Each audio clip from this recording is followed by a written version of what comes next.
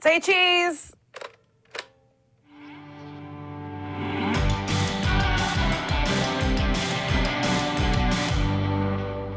Hello, my friends, it's me, Beth Hoyt. Do you even remember me? Or the studio? I feel like we're all still getting reacquainted after the craziness of last week. A lot has happened. We had a hurricane, which was not fun and made no one happy and forced us to shut down our studio for a week. There was Halloween, which was fun, but not as fun as it might have been thanks to the hurricane and people not having power and not having homes. The marathon was canceled here in New York City, which means there are all these really skinny Europeans trudging around in tiny shorts all over New York right now. And of course, on top of all this craziness, a little thing called the election is tomorrow. So it's kind of a wild time out there. But here's the deal. I spent the last week away from the studio and you with long nights of drinking and fretting and obsessively watching New York 1, and we are done with it. Consider My Damn Channel Live your bummer-free zone for the foreseeable future. We're the place where you can turn when you want to think about anything but all the crap going on in the real world. Okay? Cool. That said, we're going to have fun here all week. I really want everyone to be aware of the damage that Hurricane Sandy did do and that there are still so many people without power and it's so cold out and they need blankets and batteries and your attention still. To donate, just visit www.redcross.com or simply text Red Cross to 90999 for a $10 donation. And also, if you're in the tri-state area, interoccupy.net is a great site for how and where to volunteer or donate. I've been using it. It feels really great to do that. Also, it's a great chance to give the sweaters you got as Christmas gifts that you never wear but are fully functioning, but you can't quite throw them away because like your aunt gave it to you, to give them to someone who needs them. This is the perfect chance, you guys. Lastly, you can donate blood. They need blood, but don't go if you're sick. I learned that the hard way. They won't take you if you're coughing and sick, which makes sense and is good. But people stare at you when you get kicked out of the blood center without them using your blood. There, that's all the serious stuff for today. We can be aware, but no one wants us to not have fun. So let's do that. I'd love to answer your comments and questions today and talk about anything that isn't a bummer. We have a comment right now. Let's check it out. It's from Gabriel Allison. If you were a monster, what would you be and why? Gosh, I would be a monster from a Pixar movie that's like a friendly monster. Definitely. Like I'd be big and scary, but like, and I'm thinking purple probably because I'm going off what I got. But I would be like, be like the one that walks in the room and be like, ah! And then I'd bend over and like pick up the cookie in the corner, like, oh, it's a good monster. Side note, until I was an adult, I'll get to this later. Until I was an adult, I thought that the boogie monster was the booger monster and that he cleaned out your nose when you were sleeping and he was a good guy. How's that for, I don't know if I implanted that in my head or my mom told me that to save me from sleepless nights, but either way, I mean, clean nose, clean heart, you know what they say. We got another comment. Save me from myself. Mrs. Juju Sis. Are those your new wood glasses, sis? That's my sister. If we didn't say sis enough. A, they're not wood. B, these are new glasses. I had them made a long time ago. They're sunglasses, they're my favorite sunglasses that I had taken in and I had to put prescription lenses in them. And they, I hate them. But my other glasses are getting too old. They died along with the hurricane. And they're no longer functioning. So I'm wearing these. I don't love them. What do you guys think? They're like, the problem is this hits right at my eyeball, right? So that's a problem.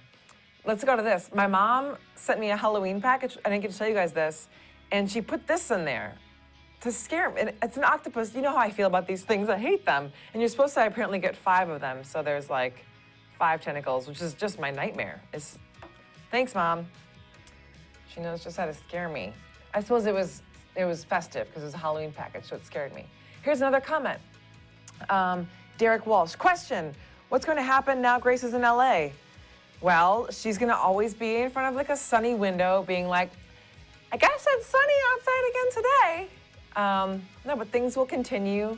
We'll figure out exactly how we do that, but she's going to be live. I'm going to be on the show tomorrow because we have to give her some time to settle in, you guys. But things are going to be fine. She's going to do everything she does, and we'll be like bi-coastal pals. We'll figure it out. I'm not worried. Do you guys know about technology these days? It doesn't stop us from doing anything. Okay, also, you guys, speaking of technology, I'm going to tell you more about our show this Wednesday in the New York Comedy Festival. I'll tell you more about that later. But here is the Twitter teaser. I'm going to tweet about the info in the show right now, and I want you to retweet it. I already put it in there. Tweet. I just sent it. Just did it. And I want everyone who retweets it, I want you guys to retweet it. And everyone who retweets it is going to get their name put in a hat. And tomorrow on the show, I'm going to pick a winner out of said hat, and that person will get 2 free tickets to the show. Retweet it. Do it. Yay. I'll talk more about that later, like I said. And in keeping with the no bummers, don't forget it's McMayhem Monday. Here you go, guys.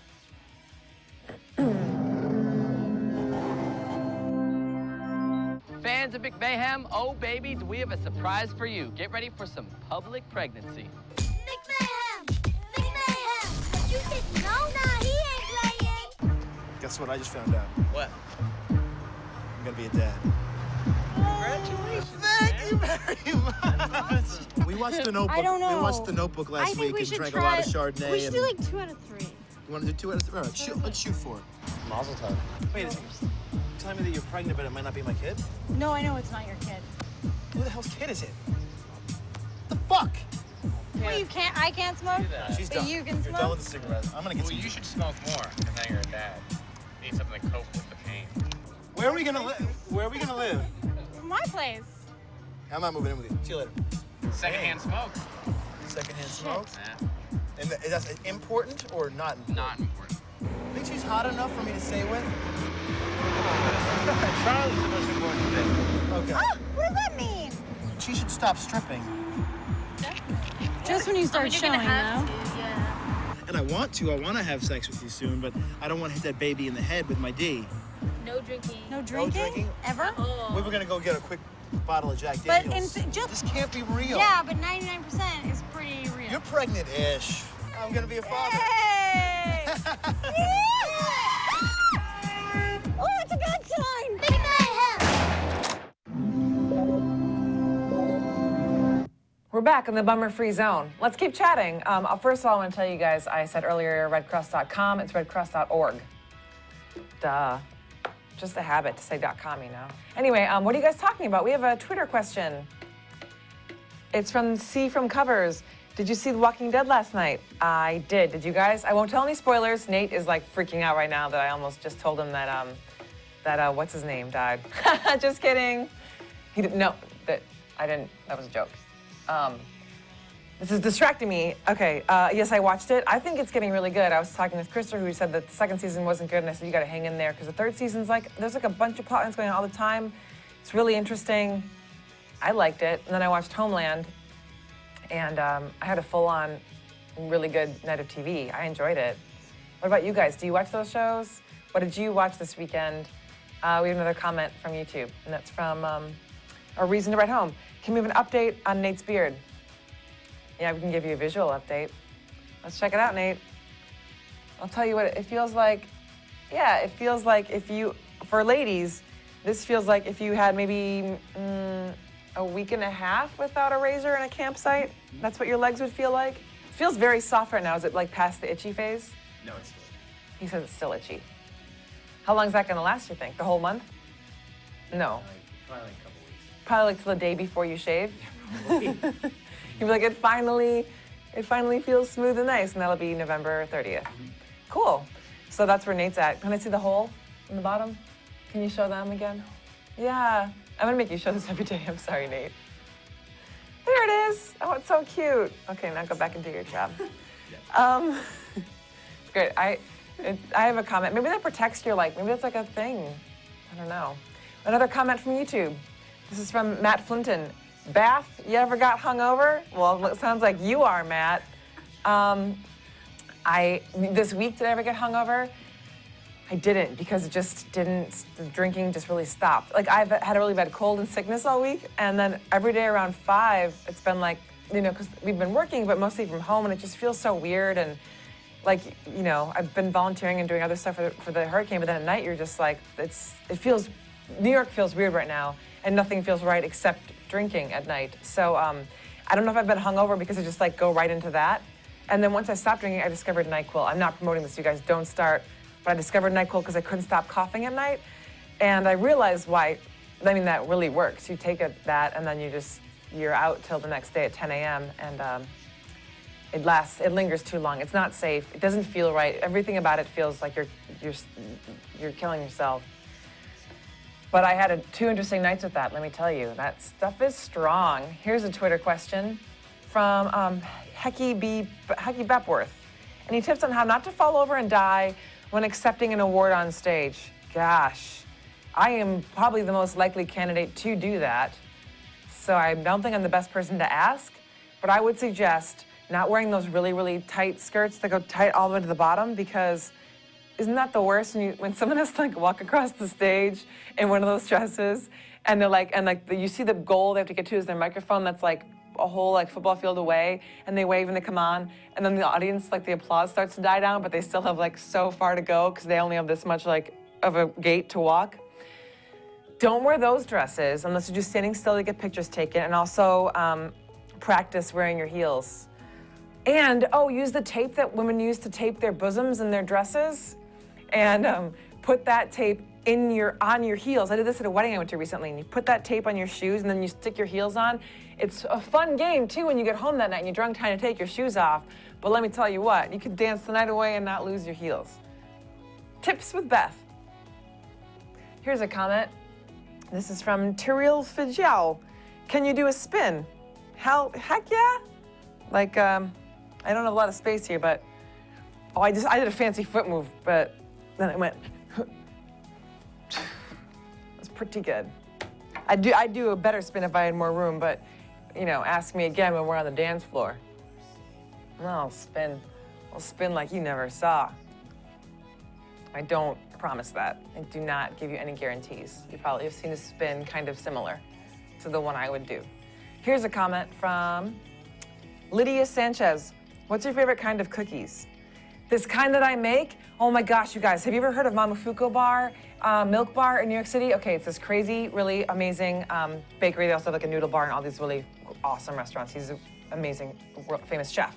Anyway, they have this milk bar where they have things like cereal milk ice cream, right? Anyway, they have this cookie called the compost cookie, and the ingredients are very secret. However, I found a few blogs that had them, and I tried out my own, and this is the ingredients. It's basically like an oatmeal cookie that has everything in it. One of those like, oatmeal chocolate chip cookie. That's your base. Then you add, I don't know if you guys are ready for this. I'm telling you secrets. You add, first of all, any kind of candy you want. I'll add like butterscotch chips or M&Ms.